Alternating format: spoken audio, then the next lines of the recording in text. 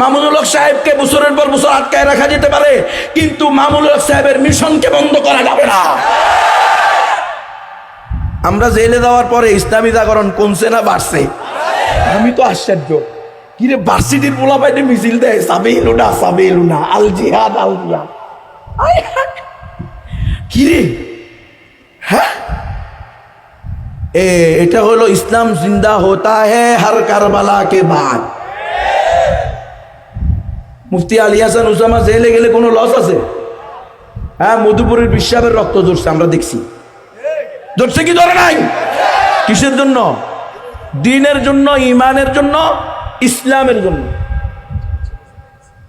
চারটা ছেলে জেলে গেছে। আল্লাহ হযরতকে সবর দান করছেন, ধৈর্য দান করছেন। আল্লাহ হযরতের সকল আওলাদদেরকে, আওলাদ ফরজনদেরকে উনার চেয়েও বড় বড় ইমানওয়ালা, মজবুত ইমানওয়ালা আলেম বানায় দেন।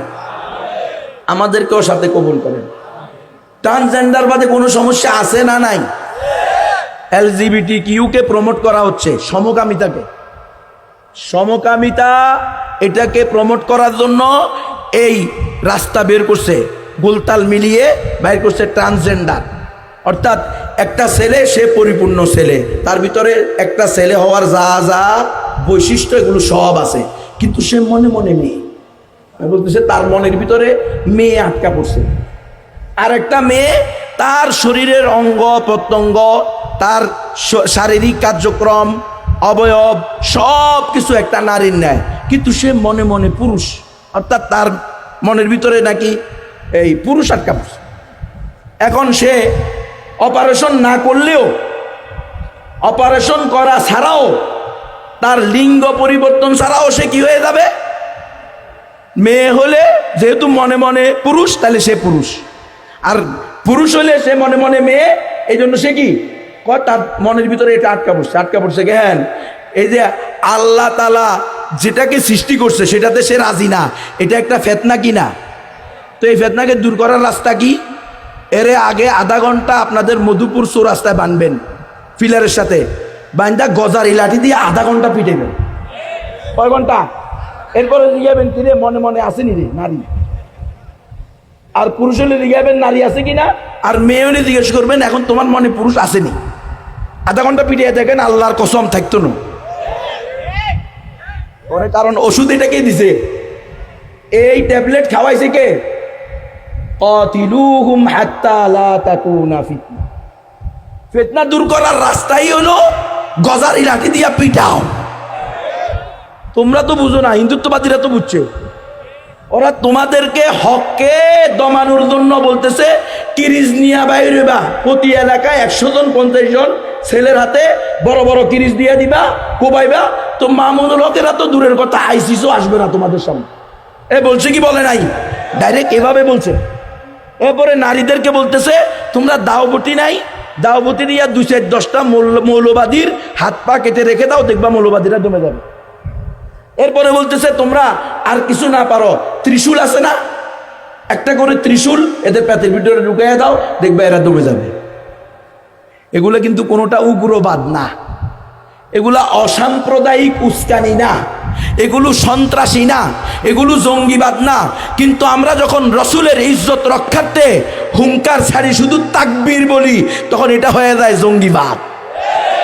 আমাদের যুবকেরা যখন এই মধুপুরের পীর সাহেবের সোহবতে এসে দিন বুঝে আল্লাহর ভয়ে রসুলের সুন্নাহকে আঁকড়িয়ে ধরতে যায়, টাকনুর উপরে লুঙ্গি পায়জামা পড়তে যায়, দাড়ি রেখে দেয়, তখন হয়ে যায় জঙ্গি। দেখেন না আপনারা, জঙ্গি চিনার আলামত পত্রপত্রিকায় দিছে কি দেয় নাই?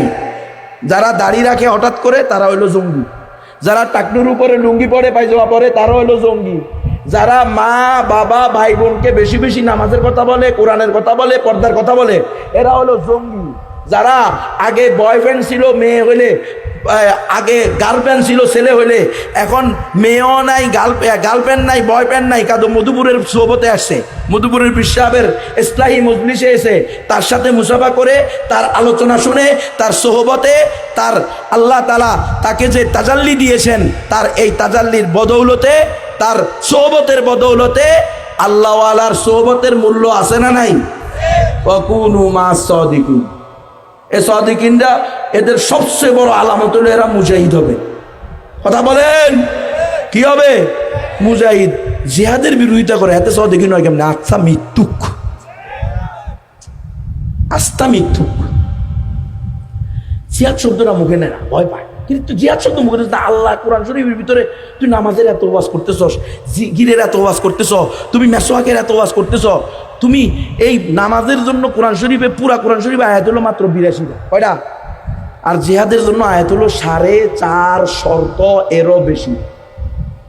কত বড় জালেম, কত বড় জালেম! জিহাদ শব্দটা মুখে নেয় না, সারা জিন্দেগি ওয়াজ করে, কত বয়ান, কত মাহফিল, হ্যাঁ, কত পীর, কত মুরিদ, কত খানকা, কত মজলিস। কোন মজলিসে জিহাদ শব্দটা মুখে নেয় না, মনে হয় না এটা তার উপরে মানে সে নিজের উপরে ওয়াজিব করে নিজের জিন্দগিতে হলফ করছে যে জিহাদ শব্দ ভুলেও যেন না নেয়।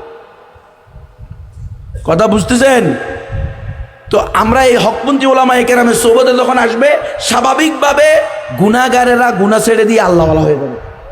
এজন্য তো আল্লাহ বলছে ওয়াকুনু মাস সাদিকিন, সোহবতে সালেহ তোরা সালেহ কুনাত, সোহবতে তালেহ তোরা তালেহ কুনাত।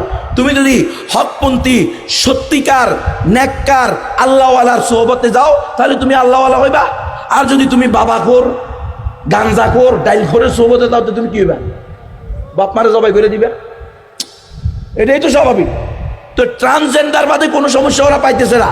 দেখেন, এই কথা বলে আমাদের মুসলিম সমাজের মধ্যে আমাদের যে মুসলিমদের একটা পারিবারিক বন্ধন ছিল, এই বন্ধনকে তারা নষ্ট করে দিতে চায়। ইউরোপ আমেরিকায় ইহুদি খ্রিস্টানরা এই ট্রান্সজেন্ডার অনেক আগে নিজেরা করছে, করে তারা সেখানে পরিপূর্ণভাবে পরাস্ত হয়েছে। কারণ চিকিৎসা বিজ্ঞানের কথা হলো ট্রান্সজেন্ডারের মাধ্যমে লিঙ্গ পরিবর্তন। দেখেন, এরা বলতেছে লিঙ্গ পরিবর্তন করা অপারেশনের মাধ্যমে, বা ট্রান্সজেন্ডার আর হিজড়া এ দুটা এক জিনিস। নাউজুবিল্লাহ, দুটা কখনো এক জিনিস না। হিজড়া হলো আল্লাহ প্রদত্ত জন্মগত একটা রোগ। এটা হলো লিঙ্গ প্রতিবন্ধী। মানুষ জন্মগতভাবে অনেক ধরনের প্রতিবন্ধী হয় না? কেউ মেধা প্রতিবন্ধী হয়, কারো হাত পা বাঁকা হয়, হয় কি হয় না? কেউ শুধু হাসতে থাকে, কেউ শুধু বকতে থাকে।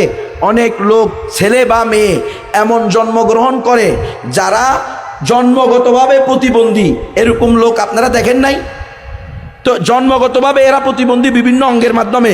এই যে আল্লাহ তাআলা সমস্ত মানুষকে দুই ভাগে বিভক্ত করছেন, একটা হলো নারী আর একটা হলো পুরুষ। ওয়া খালাকনাকুম আজওয়াজা, আমি তোমাদেরকে জোড়ায় জোড়ায় সৃষ্টি করেছি।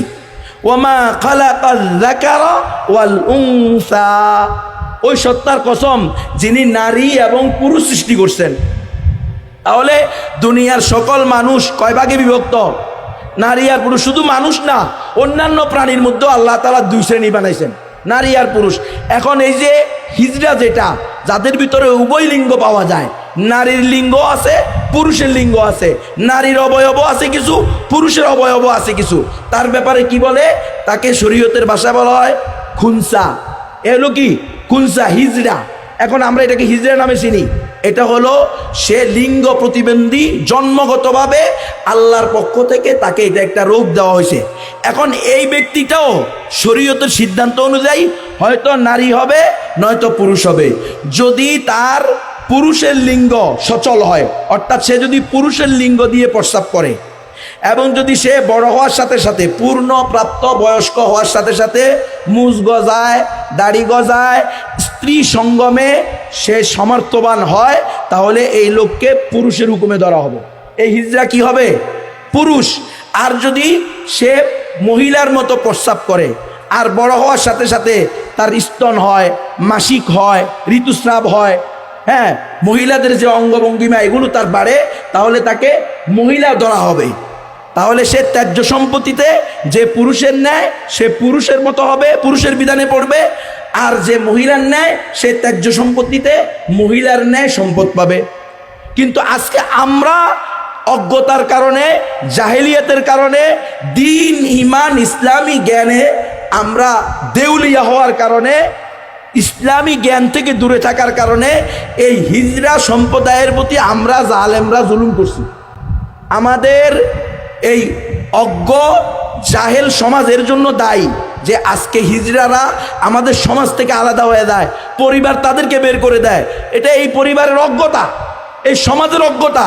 এরা তো এদের বের করে দিবেন কি জন্য? সে যদি পুরুষ হওয়ার যোগ্য হয় পুরুষ হবে, নারী হওয়ার যোগ্য হলে নারী হবে। আল্লাহ তাকে যেটা দান করছেন সেটা, এটা একটা অসুস্থতা, এই অসুস্থতা নিয়েই সে থাকবে। সে আল্লাহ তাআলার হুকুম পালন করবে, রাসূলুল্লাহ সাল্লাল্লাহু আলাইহি ওয়াসাল্লামের সুন্নাহকে আঁকড়িয়ে ধরবে, এইভাবে সে জীবন যাপন করবে। ইনশাআল্লাহ সে আল্লাহর হুকুম রাসূলের সুন্নাহকে মানলে মুসলমান হবে। কিন্তু আজকে যে হিজড়ারা আলাদা হয়ে চলে গেছে, আলাদাভাবে থাকতেছে, সেখানে তো তারা ঈমান ইসলাম কি এটাই জানে না, এবং অধিকাংশ নিজেদেরকে মুসলমান পরিচয়ও দেয় না। এটার কারণ কি? আমাদের অজ্ঞতার কারণে, এই সমাজের জাহিলিয়াতের কারণে, জাহিলি সমাজের কারণে আজকে এই দুর্ঘটনাটা ঘটছে।